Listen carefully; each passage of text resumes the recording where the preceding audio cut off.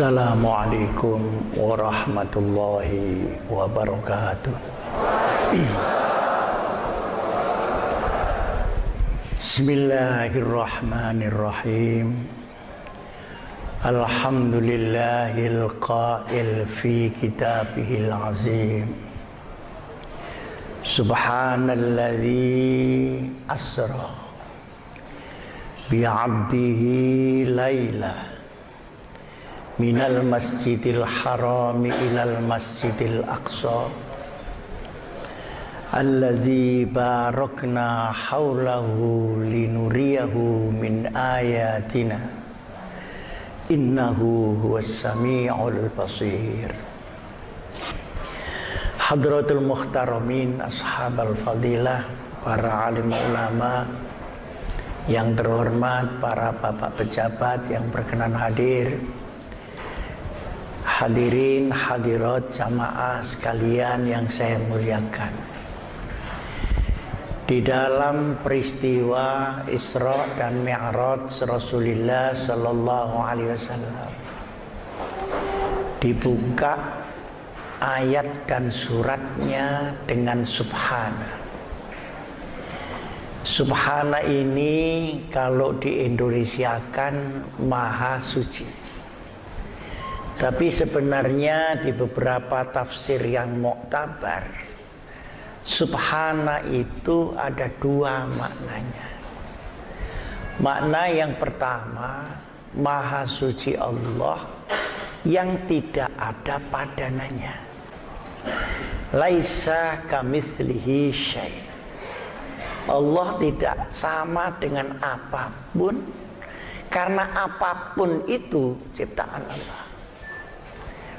Maka menyamakan apapun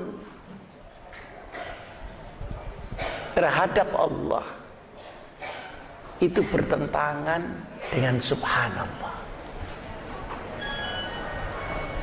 Yang kedua, subhana artinya maha mengagumkan ciptaan Allah.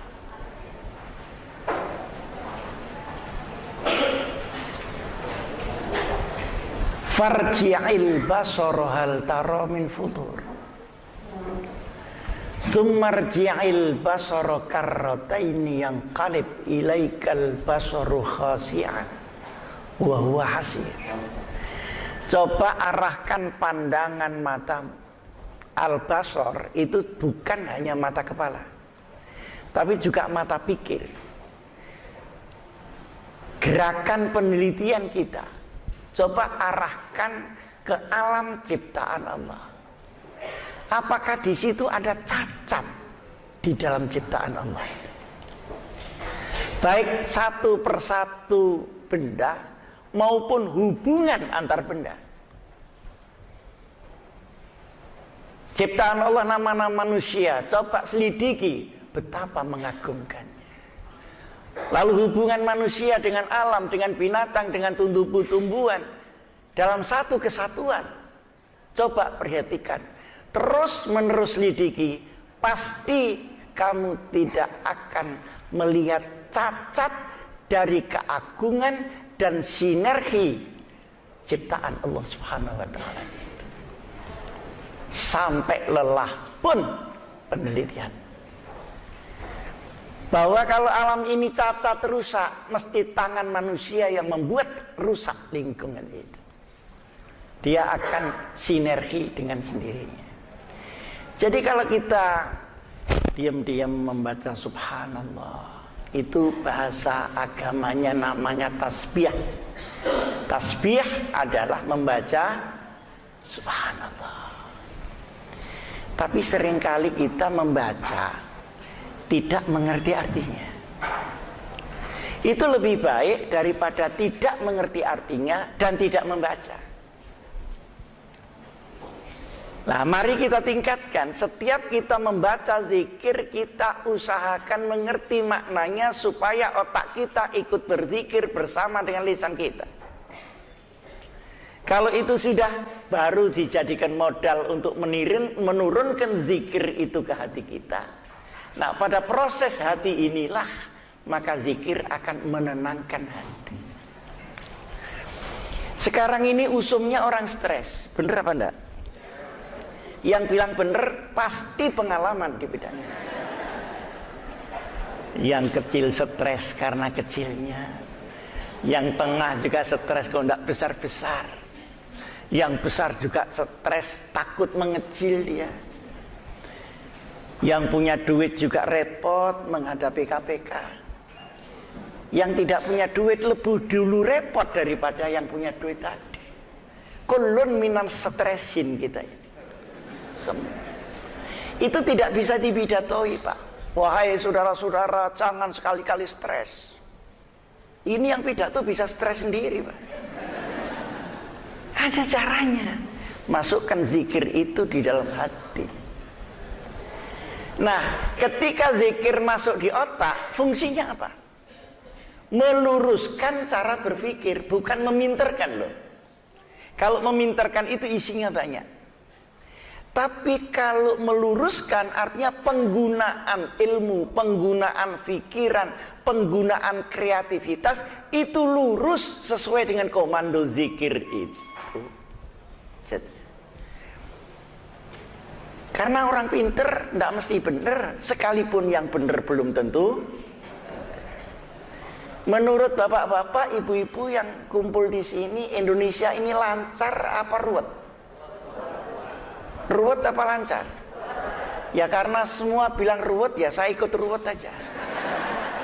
Daripada saya berpendapat sendiri.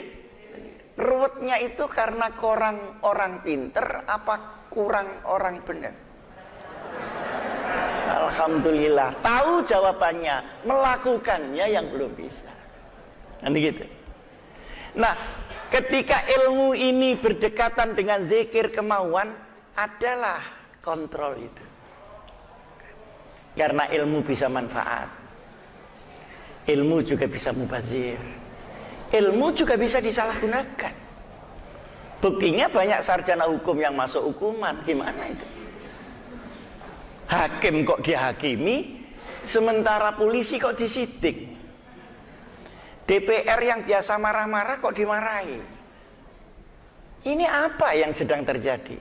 Bukan orang kehilangan ilmu, tapi kehilangan kendali pada ilmu itu. Kendali pada posisi. Nah, kalau sudah diturunkan di dalam hati, dia akan memproses di situ tenang. Saya ini tahlil terus, Pak, tapi kok sumpek terus. Karena yang dipikirkan bukan la ilaha illallahnya, snacknya ini cukup apa enggak.